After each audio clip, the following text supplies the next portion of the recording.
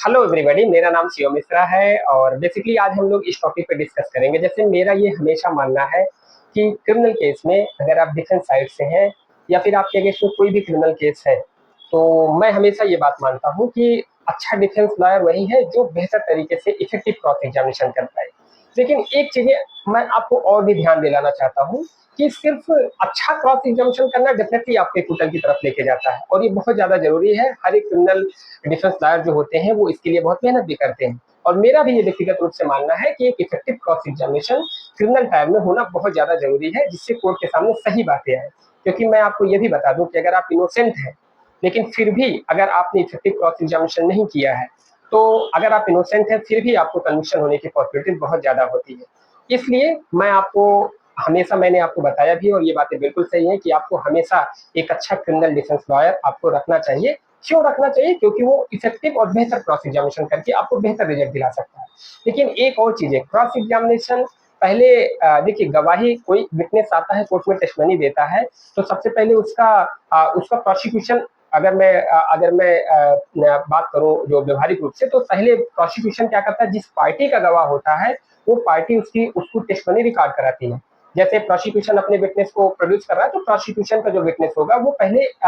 जो public prosecutor होगा, जो सरकारी वकील साहब होंगे, वो उसकी गवाही लिखाएंगे। अब जब गवाही लिखा रहे थे तो उसको एग्जामिनेशन इन चीफ बोला जाता है। जब वो वकील साहब जिनका वो गवाह है,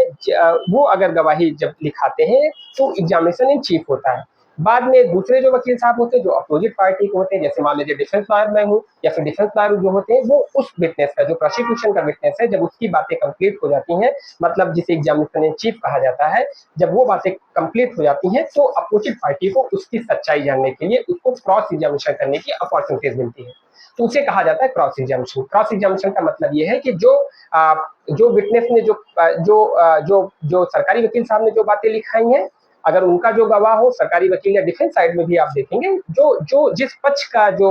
गवाही लिखाई जाएगी वो एग्जामिनेशन इन चीफ होगी। बाद में उस गवाह से उसकी जिरा की जाएगी। तो क्रॉस एग्जामिनेशन के बारे में बताया कि बेहतर आपको एक्सपर्ट होना चाहिए, आपको बहुत बेहतर करना चाहिए और आपको सारी मेहनत, सारा डेडिकेशन आपको लगाना चाहिए। ये बातें बिल्कुल सही है, लेकिन एक सबसे समझदारी वाली बात है कि एक बेहतर आप अपने अपने क्लाइंट के लिए या बेहतर आप अपने सही चीजें न्यायालय के सामने लाने के लिए, जो मेरा मानना है, जो बिल्कुल सही बात भी है, कि क्रॉस एग्जामिनेशन के पहले जो एग्जामिनेशन इन चीफ होता है उसमें भी आपको सबसे ज्यादा मेहनत करनी चाहिए। एग्जामिनेशन इन चीफ के समय जैसे क्यों मेहनत करनी चाहिए, क्योंकि ये बात आप समझ जाइए कि जब आप बहुत से वकील वैसे ये होते हैं कि वो कहते हैं ठीक है उनको लिखाने दीजिए, उनका टर्म से उनको लिखाने दीजिए, बाद में मैं जिरा कर लूंगा। लेकिन ऐसा आपको नहीं करना। आपको उस पोजीशन पे आपको बहुत अलर्ट, बहुत प्रिपेयर हो जाना पड़ेगा। आप जब वो प्रोसिक्यूशन सरकारी वकील साहब उस गवाह की गवाही लिखा रहे होते तो आपको वहां पे खड़े होना चाहिए। खड़े होने के बाद आपको नोट करना चाहिए वो क्या क्या गवाही देते हैं, क्योंकि मुकदमे की जो वास्तविक रणनीति है आप यहीं तय कर लेंगे।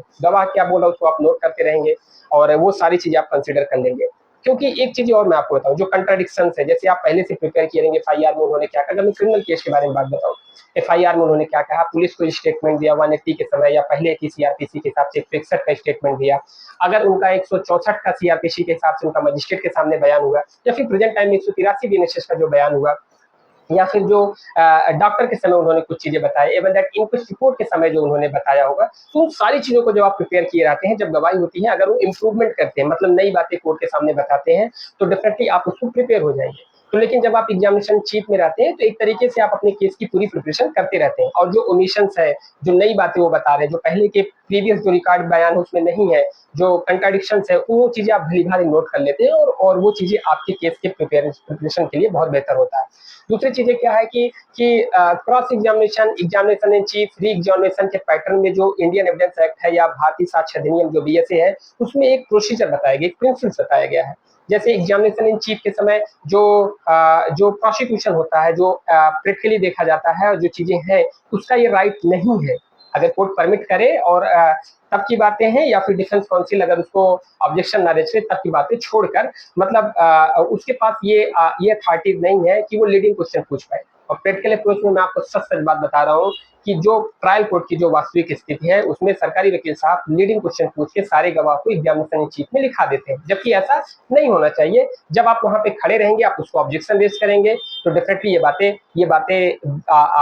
इसमें जज भी उस पे अलर्ट होगा, वो मतलब सरकारी वकील साहब भी नहीं लिखा पाएँगे और आपके केस के लिए मजबूती होगी। तो लीडिंग क्वेश्चन जो प्रोहिबिटेड है कानून के हिसाब से, अगर जज साहब परमिट करें तब की बातें छोड़ के, या फिर अगर हम ऑब्जेक्शन ना करें तब की बातें छोड़ के, तो मुझे ऐसा लगता है कि एग्जामिनेशन इन चीफ जब हो रहा है तो आपको वहाँ पे खड़े होना चाहिए, आपको ऑब्जेक्शन रेज करना चाहिए, जो चीजें वो गलत लिखा, जो चीजें वो विटनेस से लीडिंग क्वेश्चन पूछ रहे हैं उसको गलत लिखाना चाहिए। कोई ऐसी चीजें हैं जो आपको लगता है जो प्रूफ नहीं किया जा सकता in the I of law, उसको आपको ऑब्जेक्शन रेज करना चाहिए। कई ऐसे देखेंगे, कई लोग जो पर्सन उसका कंपेटेंट पर्सन नहीं है, जो उसको प्रदर्श नहीं डाला जा सकता, मतलब वो पर्सन उसको साबित नहीं कर सकता, फिर भी अगर सरकारी वकील साहब उससे साबित करा देते हैं, उसी समय आपको उसका ऑब्जेक्शन रेज करना चाहिए। सब तभी हो सकता है जब आप वहाँ पे खड़े रहेंगे, जब आप प्रिपेयर रहेंगे। तो मेरा ये मानना है कि जीरा तो आप करेंगे, आप बेहतर करेंगे, लेकिन उसके पहले जो आप चीजें कर सकते हैं वो बेहतर तरीके से एग्जामिनेशन इन चीफ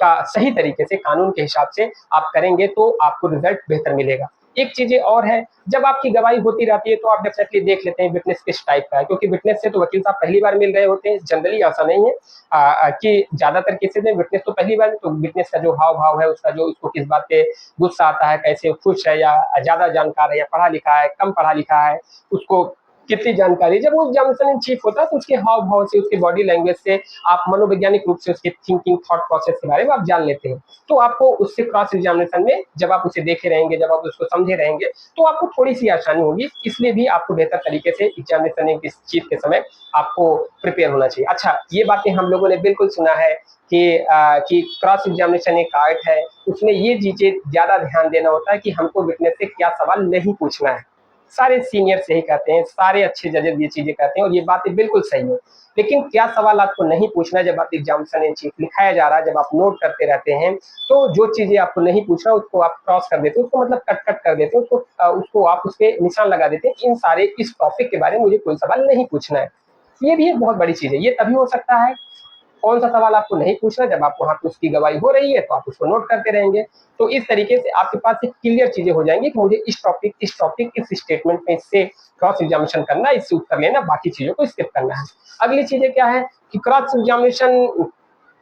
किस समय ये बातें सही हैं, जब आप इस सारी चीज़ों की प्रिपेयर कर लेंगे, तभी आप बेहतर तरीके से उसको अपना क्रॉस एग्जामिनेशन के समय, क्योंकि आपको गवाह की thinking, thought process, psychological need के बारे में क्या सवाल पूछना, क्या नहीं सवाल पूछना, कौन सा सवाल स्किप करना है, और ये विटनेस किस तरीके का आई विटनेस है या चांस विटनेस है या हैबिचुअल विटनेस है या फिर रिलेटिव विटनेस है या फिर इंटरेस्टेड विटनेस है, किस स्टॉक विटनेस है, किस टाइप का विटनेस है, वो सब चीज़ें जब आप वहाँ पे उस गवाह को देखेंगे तो डेफिनेटली एक